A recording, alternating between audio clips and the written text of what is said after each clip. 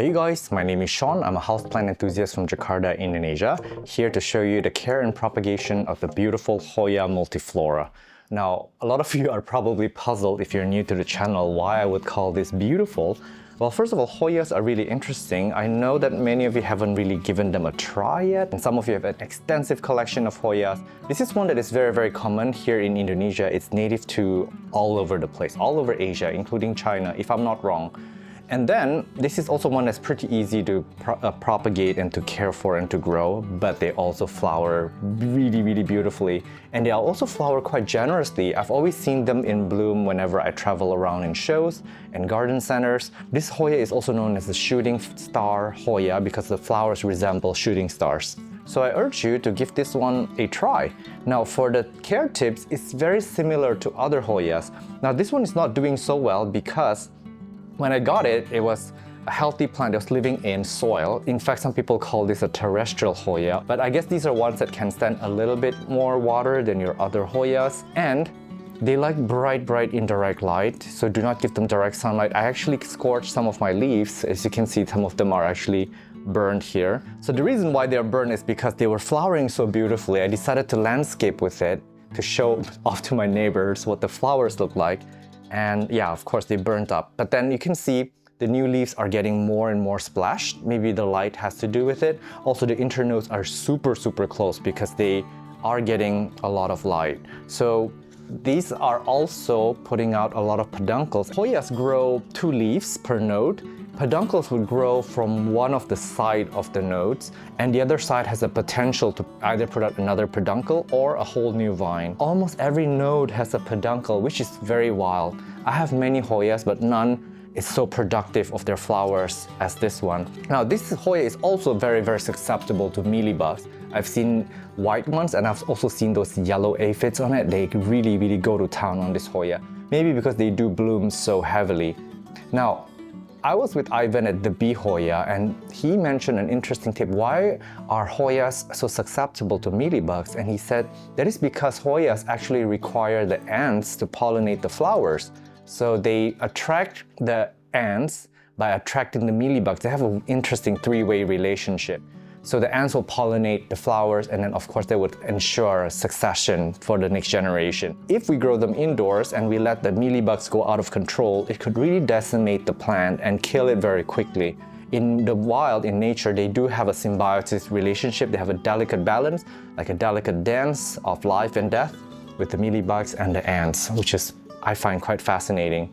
Now, Hoyas are quite heavy feeders, especially when they are in bloom. And also for this particular one, the potting media seem to be a little bit more relaxed. They can take a wide variety of potting media. All right, I'm going to propagate this. Let me show you how.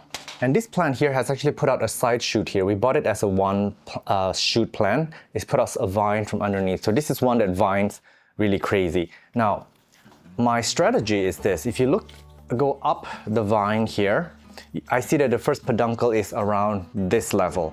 So I might want to cut a little bit below that, here. And keep in mind with Hoyas, if you cut them, they might bleed this white latex substance. This basically shows that it's a healthy plant. If your Hoyas don't produce this latex, you should probably be worried. All right, so going up the vine here, again, you see there's all these peduncles. I want to try to cut above a peduncle because when you propagate them, you can save them. They can flower from the same vine again. So if this is one cutting here, now I see 3 nodes, 1, 2, and 3. So what I can do is I can actually propagate this into another plant. Let me cut this right over here. Okay. This is a very risky cut because the new vines actually come out from between these 2 leaves that came out. So if this top end dries out, it dries downwards, and you kill the active node that is in between the leaves, you might not have new vines. So this is actually a close cut, which is why a lot of Hoya growers, they tend to do 2 node cuttings. But for me, I tend to do onesies. Now I'm just gonna put regular potting media. I have my own mix. This is burnt rice hull, worm casting, and perlite. And I recently have learned to ferment the media with a bit of compost. So I'm actually testing it out to see it works better. But some people let it to callus. I don't. I just stick it right in. and we'll see. Now with this one here, this cutting, now one of the leaf is quite burnt. It's like looking weird. This is actually burned, so it's not a disease. But what I'm gonna do is I'm just cut this leaf off because there's too many leaf. This cutting here is trying to sustain a lot of leaf. And because it's got many leaves and it's got a peduncle here, I'm gonna put this in water, like so. The water would also help sustain the peduncle. If you put this in soil propagation, it might dry out and then you might lose the peduncle. So that's at least my theory. So this is another cut that I'm going to make. Again, this is a peduncle. I'm going to cut above it like this. So this is one cutting. And sometimes because these plants are in stress, when we propagate them like this, they sometimes bloom. They bloom right when you water propagate them. How cute is that? And this one here, again, peduncles here. Now I can get 2 rows of this leaf. Let me show you that. And because this one leaf is sunburnt, I'm gonna cut this off. It needs to have a good leaf ratio. You don't want too many leaves. It's detrimental to the plants when you do. So it's got 3 leaves and a peduncle. I'm gonna stick this in water. So it's gonna drink up that water, it's gonna produce roots. I really honestly hope it doesn't flower. It's not really good for the plant if it flowers now. And this is the top cutting. The top cutting also has a peduncle and new leaves along the way. So what I'm gonna do is, this is too much leaves. I'm gonna take one off and I'm gonna take the worst leaf. This one seems a bit burnt. So there you go, I'm gonna stick this here. So there's 2 cuttings per water propagation. An interesting one. I'm gonna take one more from the top here. And then I'm gonna stick this here. So I have 2 cuttings in each of these. And I'm gonna place them somewhere where it's bright and indirect light. In my living room, it's got ambient humidity of around 50 to 70%. It's not super high, but it's not super low because I do live in Indonesia.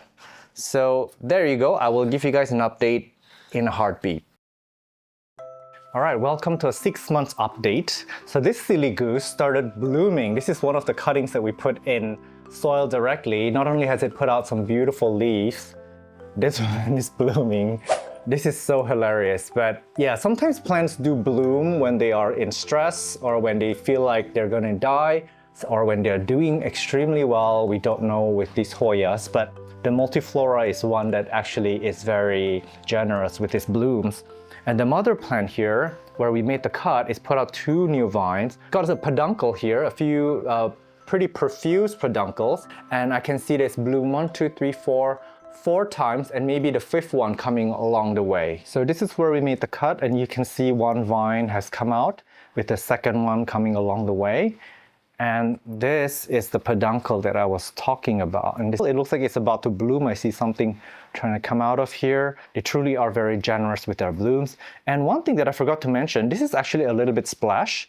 And in my interview with Ivan from the bee Hoya, he mentioned that one of the ways they selectively breed these Hoyas for the splash or variegation, if you see some strange mutation in the leaf, you cut it, and then where you made the cut, 2 potential vines could just come from the left or the right. The left vine will follow the character of the left leaf. The right vine will follow the character of the right leaf. So if I see something with spectacular splash, like this one, I could cut it, root it as a single node cutting, and hope for this vine to come out.